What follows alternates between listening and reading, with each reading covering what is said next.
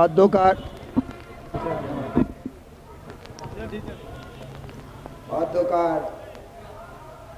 প্রতিবাদ সভার সম্মানিত সভাপতি এবং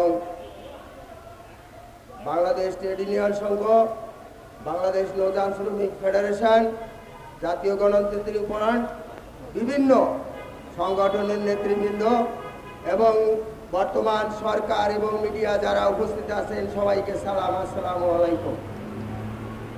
আজকে এখানে যারা উপস্থিত হয়েছি আপনারা অবশ্যই বুঝতে পারছেন মেহনতি শ্রমিক কতটা অবহেলিত হলে এই রাজপথে দাঁড়িয়ে আপনাদের সামনে হাজির হয়। আজকে আমাদের শ্রমিকদের সর্বশেষ অবস্থানে পৌঁছে গেছে শুধু নির্যাতনে।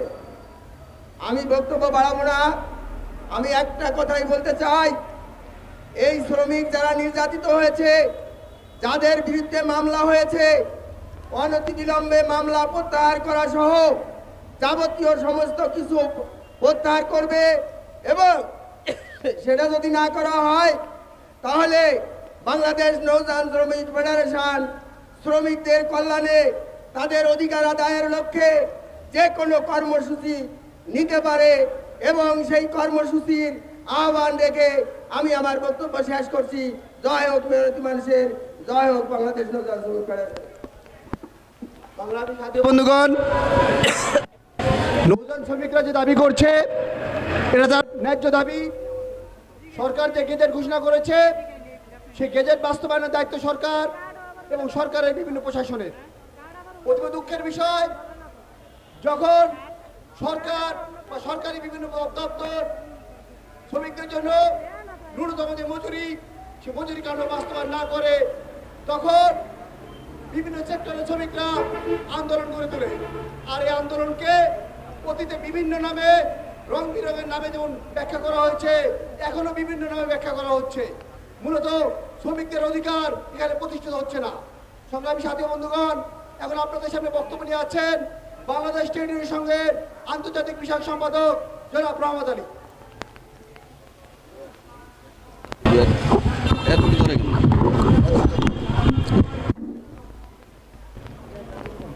মান্নামি লঞ্চের শ্রমিক ছাঁটাই, সাভার আশুলিয়া শ্রমিক হরতাল প্রতিবাদে বাংলাদেশ ট্রেড ইউনিয়ন সংঘের কেন্দ্রীয় কমিটির উদ্যোগে, মহানগর কমিটির উদ্যোগে আজকে মহতী সভার সম্মানিত সভাপতি, উপস্থিত বিভিন্ন অঞ্চল থেকে, বিভিন্ন এলাকা থেকে আগত শ্রমিক ও ভাই বন্ধুগণ, বাংলাদেশ ট্রেড ইউনিয়ন সংঘ কেন্দ্রীয় কমিটির পক্ষ থেকে প্রথমে জানাচ্ছি সংগ্রামী শুভেচ্ছা ও রক্তিম অভিনন্দন। সাথী বন্ধুগণ, আপনারা ইতিমধ্যে জানেন আজকের এই সমাবেশ কেন এবং কী কারণে। অন্যান্য বক্তব্য রেখেছেন। আসলে মূলত বুঝতে হবে যে শ্রমিক আন্দোলন করেই শুধু শ্রমিকদের দাবি এবং অধিকার প্রতিষ্ঠা করা যাবে না, এটা বাংলাদেশ ট্রেড ইউনিয়ন সংঘ মনে করে। সেই কারণে আজকে নৌ সেক্টরের শ্রমিকদেরকে যেভাবে ছাঁটাই করা হচ্ছে, নির্যাতন করা হচ্ছে, বেতন এবং অন্যান্য পাওনা না দিয়ে লঞ্চ থেকে নামিয়ে দেওয়া হচ্ছে, তেমনিভাবে হোটেল সেক্টরের শ্রমিকদেরকেও আজকে চাকরিচ্যুত করা হয়েছে। গার্মেন্টস শ্রমিকরা আন্দোলন করতে গেলেও সেখানে তাদের উপরে নির্যাতন এবং কি সর্বশেষ গুলি করে হত্যা করা হচ্ছে। এমনি এক অবস্থায় বাংলাদেশ ট্রেড ইউনিয়ন সংঘ আজকে প্রেস ক্লাব সমাবেশ করতেছে। সাথী বন্ধুগণ, ইতিমধ্যে আপনারা জানেন এক স্বৈরাচারের পতন হলেও স্বৈরতান্ত্রিক ব্যবস্থা রয়ে গেছে, যার কারণে বাংলাদেশ ট্রেড ইউনিয়ন সংঘ তার জন্মলগ্ন থেকে বলছে এই দেশ থেকে যতদিন পর্যন্ত সাম্রাজ্যবাদ এবং সাম্রাজ্যবাদের দালালদেরকে উচ্ছেদ না করা যাবে, যতদিন পর্যন্ত স্বৈরতান্ত্রিক ব্যবস্থা উচ্ছেদ করা না যাবে, যতদিন পর্যন্ত সারা দেশে শ্রমিকদের দাবি এবং অধিকার প্রতিষ্ঠা করতে হলে আজকে আমরা দেখেছিলাম বাংলাদেশ সড়ক পরিবহন শ্রমিকরা যখন আন্দোলন করেছিল, নৌযান শ্রমিকরা যখন আন্দোলন করেছিল, শ্রমিক কর্মচারী পরিষদ যখন আন্দোলন করেছিল, এত শ্রমিকদের দাবি এবং অধিকার প্রতিষ্ঠা করা হয়নি। তাই আমরা মনে করি বাংলাদেশ ট্রেড ইউনিয়ন সংঘ যদি বিপ্লবী বিকল্প দ্বারা সংগঠন পরিচালনা করতে হয় এবং শ্রমিকদের দাবি এবং অধিকার প্রতিষ্ঠা করতে হয়, আজকে আমাদের প্রয়োজন হচ্ছে সারা বাংলাদেশের সকল সেক্টরের শ্রমিকদেরকে একটি জায়গায় এনে শ্রমিকদের একটি জাতীয় ভিত্তিক শ্রমিক আন্দোলন গড়ে তুলতে পারলে আমাদের দাবি এবং অধিকার প্রতিষ্ঠা হবে।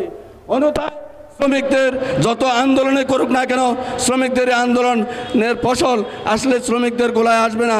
তাই আসুন বাংলাদেশ ট্রেড ইউনিয়ন সংঘের পতাকা তলে ঐক্যবদ্ধ হয়ে একটি জাতীয় ভিত্তিক শ্রমিক আন্দোলন সংগঠিত করে শ্রমিকদের সকল দাবি এবং অধিকার প্রতিষ্ঠা করতে হবে। এবং আজকের এই সমাবেশ থেকে আমরা বলে দিতে চাই, যতদিন পর্যন্ত নৌযান শ্রমিকদের মিথ্যা মামলা প্রত্যাহার না হবে, ততদিন পর্যন্ত নৌযান শ্রমিকদের সকল দাবি এবং অধিকার প্রতিষ্ঠার নিয়ে বাংলাদেশ ট্রেড ইউনিয়ন সঙ্গে প্রয়োজনে সারা দেশে আন্দোলন সংগ্রাম গড়ে তুলবে। সে আহ্বান জানিয়ে আমি আমার বক্তব্য শেষ করছি। সবাইকে ধন্যবাদ।